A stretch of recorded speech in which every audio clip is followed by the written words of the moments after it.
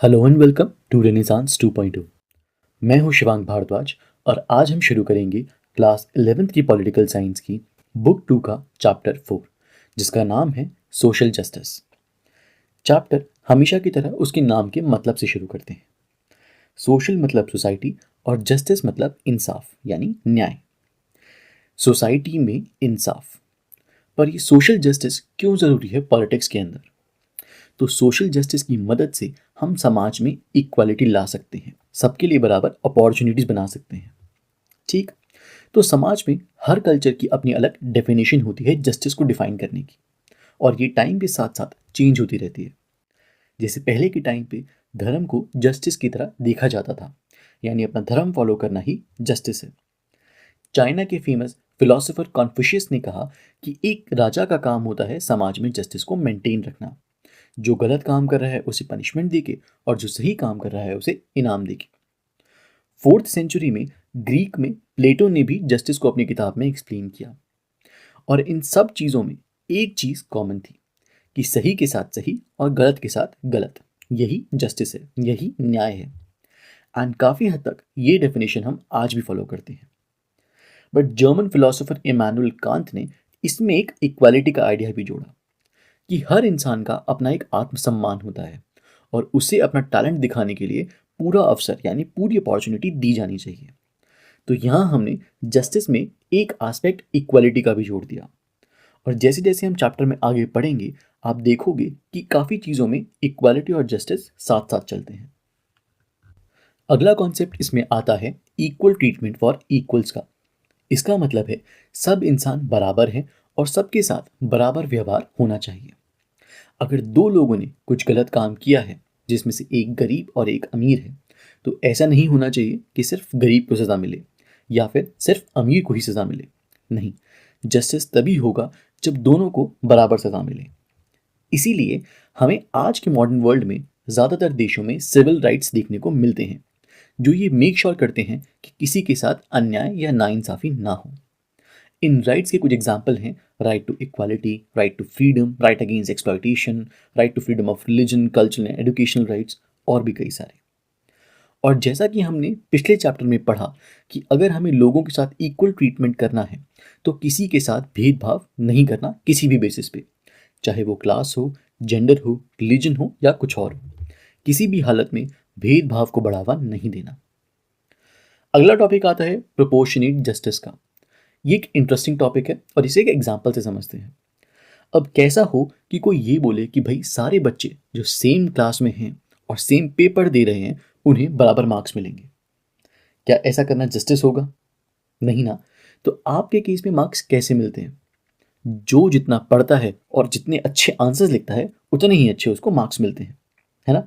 ऐसे ही जस्टिस में भी जब सब सेम लेवल पे हैं तो उसमें कौन कितनी मेहनत कर रहा है, कौन क्या स्किल यूज़ कर रहा है, उसके बेसिस पे हम जस्टिस में डिफरेंशिएट कर सकते हैं। नेक्स्ट बात करते हैं रिकॉग्निशन ऑफ स्पेशल नीड्स की। इक्वालिटी की ही तरह इसमें भी हमने कुछ स्पेशल प्रोविजंस बना रखे हैं स्पेशल केसेस के लिए। यहाँ भी स्पेशल केसेस लोगों को इक्वल प्लेटफॉर्म पे लाने के लिए यूज़ होते हैं। अगर आपको इक्वालिटी चैप्टर का एग्जाम्पल याद हो तो उसमें मैंने बताया था दो बच्चों के बारे में जो एक कम्पिटिटिव एग्जाम की तैयारी कर रहे हैं। एक बहुत अमीर घर से था और एक बहुत गरीब घर से था। पहले बच्चे के पास पढ़ने के लिए कोचिंग, ऑनलाइन मटेरियल, महंगी बुक्स और एयर कंडीशन रूम था, और गरीब बच्चे के पास कुछ भी नहीं था। तो अब ऐसे में क्या दोनों को सेम तराजू में तोलना सही होगा? नहीं ना। इसीलिए ऐसे स्पेशल केसेस के लिए स्पेशल प्रोविजंस होना ज़रूरी है। एक एग्जाम्पल इसका ये भी हो सकता है कि जो ब्लाइंड बच्चे होते हैं उन्हें एग्ज़ाम में ज़्यादा टाइम दिया जाता है एग्ज़ाम ख़त्म करने के लिए। तो ऐसे केसेस में हम स्पेशल नीड्स को पहचानते हैं। इंडिया के अंदर हमने स्पेशल रिजर्वेशन सिस्टम भी बनाया हुआ है जिसमें पिछड़े वर्ग के लोगों के लिए स्पेशल पॉलिसीज़ होती हैं। ठीक, अब आता है जस्ट डिस्ट्रीब्यूशन। अभी तक हमने ये बात कर ली कि जस्टिस का मतलब सबके लिए बराबर कानून और नियम होता है, पर जैसा हमने बात की इसमें हमें स्पेशल नीड्स का भी ध्यान रखना होता है। जो कम प्रिविलेज्ड लोग हैं उन्हें बेसिक फैसिलिटीज़ प्रोवाइड करना ताकि वो बाकी लोगों के साथ compete कर पाएँ। इसीलिए सोशल जस्टिस के अंदर एक सरकार अपने लोगों को इतने रिसोर्सेज देती है कि उनकी बेसिक ज़रूरतें पूरी हो सकें, अब ये रिसोर्सेज गुड्स के फॉर्म में भी हो सकते हैं, डिस्काउंट के तौर पे भी हो सकते हैं और स्पेशल प्रोविजंस के थ्रू भी हो सकते हैं, जैसे एजुकेशन या जॉब में हेल्प। और इसी को जस्ट डिस्ट्रीब्यूशन कहते हैं। अब कई बार इस पे डिबेट भी होती है कि क्या ऐसा करना चाहिए या नहीं, बट अगर हम अपनी सोसाइटी में जस्टिस चाहते हैं सबके साथ, तो ये वाकई में ज़रूरी है।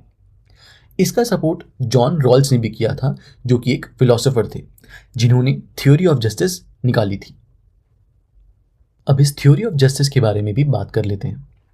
जॉन रॉल्स बोलते थे कि कैसे पता चलेगा कि क्या चीज़ सही है और क्या नहीं, क्योंकि आखिर में जो रूल्स बना रहे हैं वो भी तो इंसान ही हैं, और हर इंसान का अपना तरीका होता है चीज़ों को सोचने का, चीज़ों को देखने का।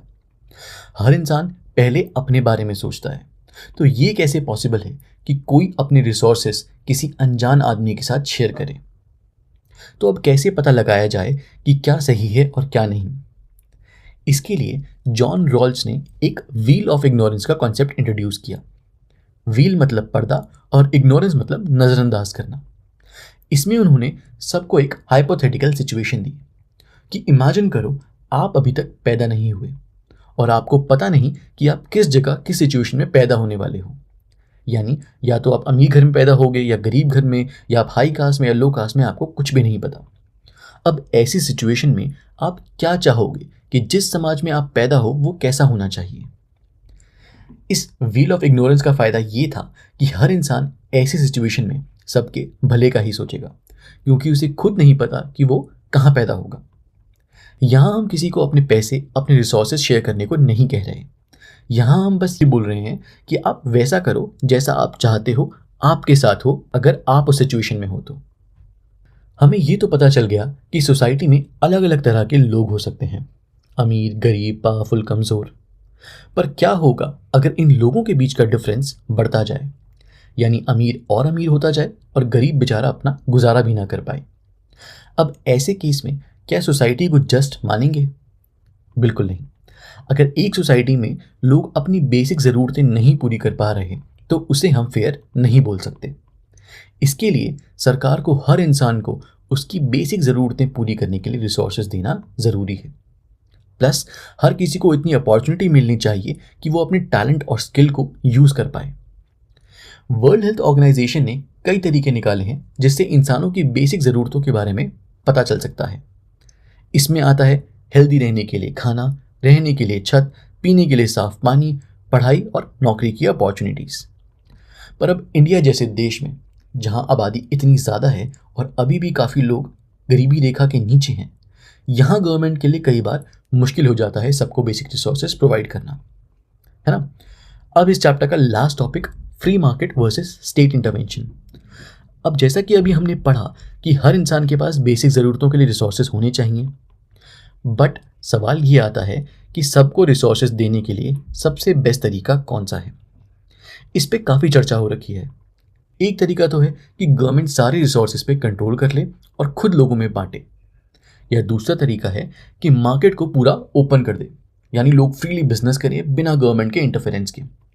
और दोनों ही तरीकों के अपने फ़ायदे और नुकसान हैं। अब सरकार अगर कंट्रोल कर लेती है सारे रिसोर्सेज पे, तो कहीं ना कहीं ये लोगों के साथ नाइंसाफ़ी होगी, जिन्होंने मेहनत करके अपना एम्पायर बनाया है, और उन्हें ज़बरदस्ती अपनी मेहनत का पैसा अनजान लोगों के साथ शेयर करना पड़ेगा। सिमिलरली दूसरा तरीका, जिसमें गवर्नमेंट के इंटरफेरेंस के बिना लोग बिजनेस करते हैं, उसमें गरीब का नुकसान है, क्योंकि ऐसे में बिजनेसमैन हमेशा अपना ही फ़ायदा सोचेंगे और गरीब हमेशा पिसता ही रहेगा। इसीलिए ये दोनों ही तरीके सही नहीं हैं। एक तीसरा तरीका है जो इन प्रॉब्लम्स को सॉल्व कर सकता है, और वो है इन दोनों तरीकों का मिक्सचर। यानी अगर गवर्नमेंट को कंट्रोल करना है रिसोर्सेज पे, तो वो कुछ ही ज़रूरी रिसोर्सेज को कंट्रोल में कर सकती है, और सिमिलरली अगर लोगों को फ्री बिजनेस चाहिए तो गवर्नमेंट की थोड़ी इंटरफेरेंस होनी तो ज़रूरी है, ताकि किसी के साथ अन्याय ना हो सके। तो ये था हमारा 4th चैप्टर, सोशल जस्टिस। अगर आपको ये वीडियो अच्छी लगी तो वीडियो को लाइक करें और शेयर करें, और चैनल को सब्सक्राइब करना ना भूलें, क्योंकि जितना आप इसे शेयर करेंगे, लाइक करेंगे, उतना ही मुझे मोटिवेशन मिलेगा इन वीडियोस को बनाने का। I will see in the next chapter. Till then keep learning. Thank you.